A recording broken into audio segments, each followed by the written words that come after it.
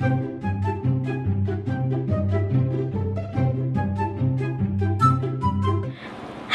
everybody and welcome to First Impressions. We are on Twin Peaks Season 2, Episode 5!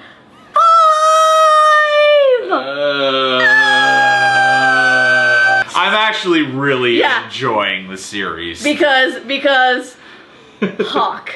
Can we Because say, of Hawk! Can we say it together? Hawk! This is the episode where Cooper and Sheriff Ultimate Patience goes and rescues Audrey from One-Eyed Jacks. And, you know, they get in there, there's some dirty double crossings going on with Jean and Blackjack, is that her name? I forget her name. I actually can't remember her name. The matriarch of One-Eyed Jacks. There's some good deal. The madam. Yes. Anyway. But the point is, they find Audrey. They rescue her. They're on their way out, but they get stopped by a big giant goon who's just like got them at gunpoint and everything. And he's like turning them around. He's about ready to shoot them in the head. Then he goes down with a machete in his back. And who is it revealed that threw the machete?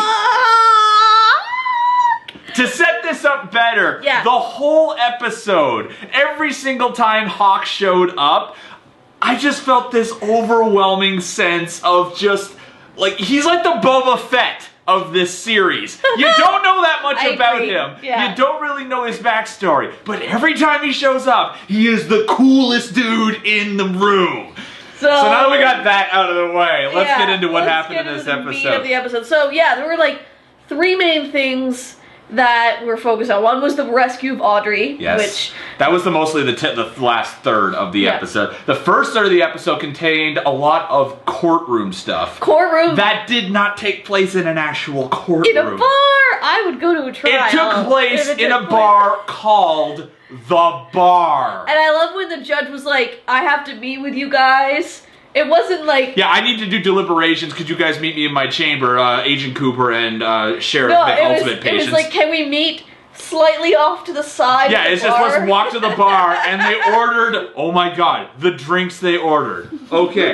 They just walk up, they just said, can we have a... Like, they didn't even say anything. The bartender just served them this drink that looked like it was half, like, soda and half blue foam.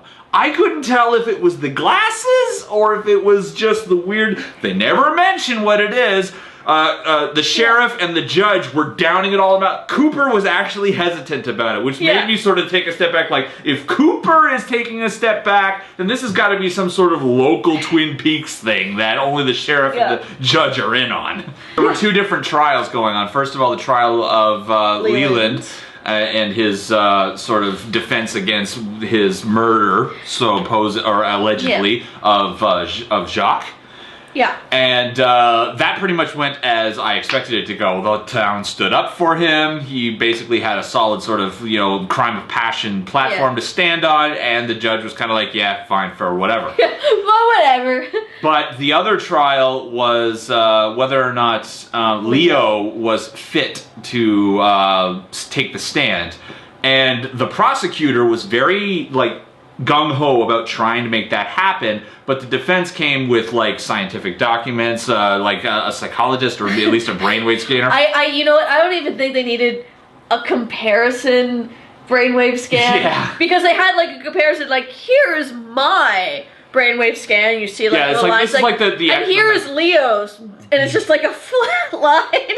And the prosecutor, who is this southern, larger-than-life gentleman who's trying to, if you pleases the court, sort of demeanor. And the judge, who is just he looks like he's 1,000 years old. He's seen this guy a million times already. He's just sitting there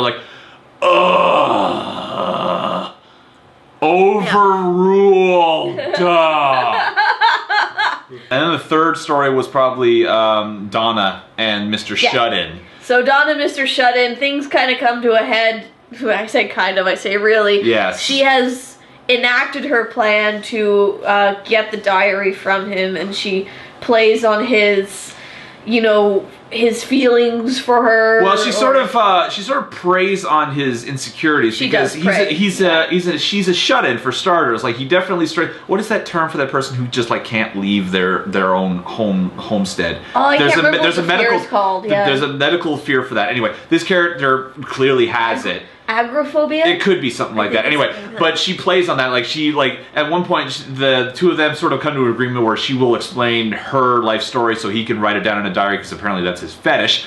And so she starts playing with that, but then she just sort of snatches Laura's diary away and tries to leave. She walks out. The dude doesn't make it 2 steps out of his door before collapsing into a fit.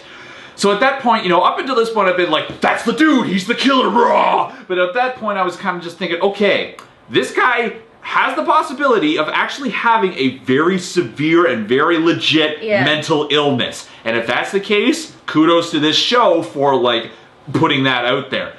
On the other hand, though, it's either that or he is extremely sly. Yeah. And he is playing her like a fiddle. And that's sort of kind of what resolves in the last scene of the show, where she enacts her sort of plan to enlist cousin girl, whose name I can never remember. Maddie! Yes, thank you. She enlists her to sort of be her stooge while she sort of distracts this guy by being sort of feeding into his fetish and distracting him while she sort of roots around for Laura's diary. They obviously get caught, and he reveals himself to be way more unhinged than they initially thought. Right, he has his garden tool, and he just starts scraping it across his face, which dates the show a little because special effects, Yeah, you can clearly tell just by watching the scene that he's not actually cutting into himself. He's not even cutting into prosthetics on his face. It's literally blood on the thing that he's just sort of smearing on.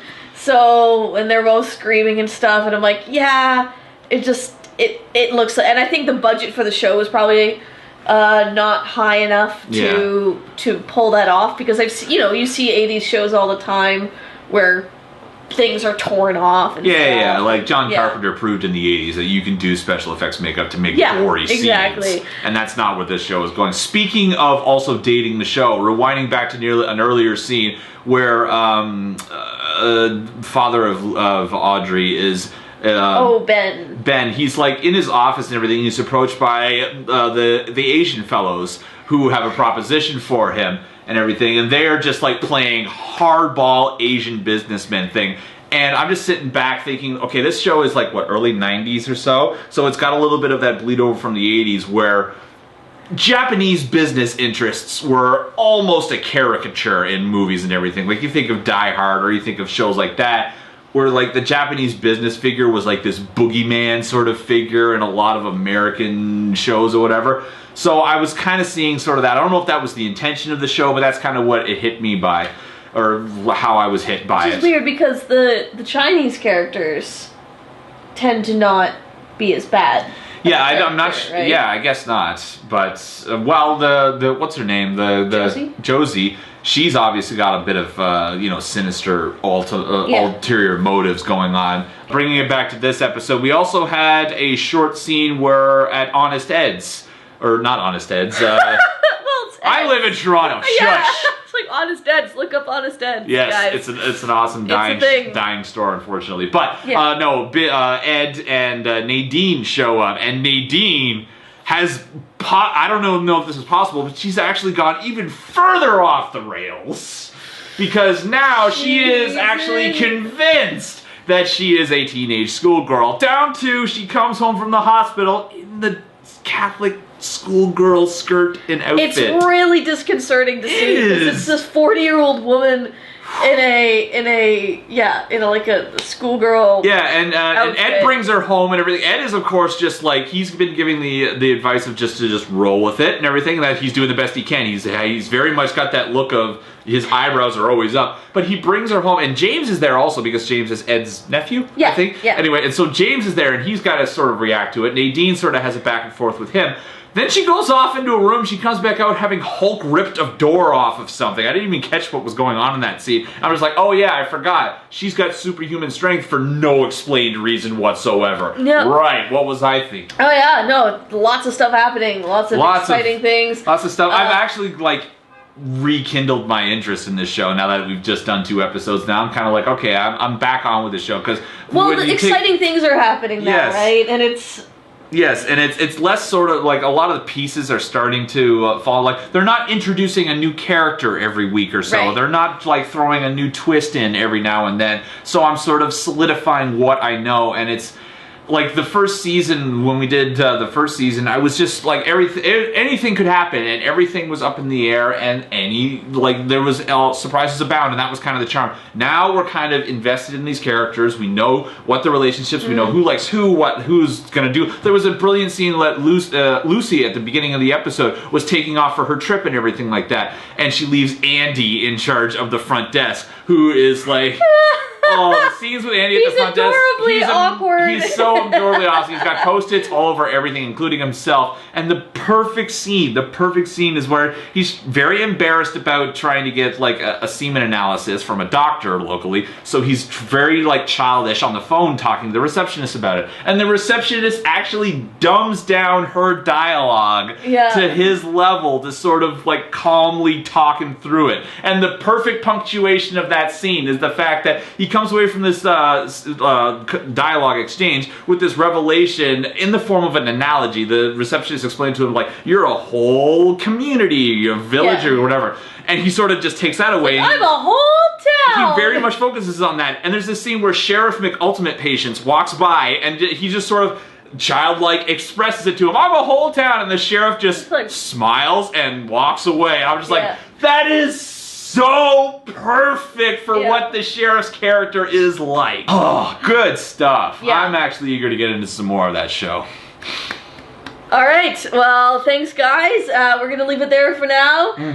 Once again, if you haven't yet, check out Dan's Let's Play channel. It is... Down in the doobly-doo. Down in the doobly-doo. We actually do some games together. In fact, the last game we did together was a spooky game where Amanda got scared by everything. Yes, I did. It was hilarious. She actually bought me the game because she was like, I really want to play this, but I don't want to play this. Dan, you play it. That's our practice. It is. That's my practice exactly. Anyway. Okay, guys, thanks, and we will catch you later.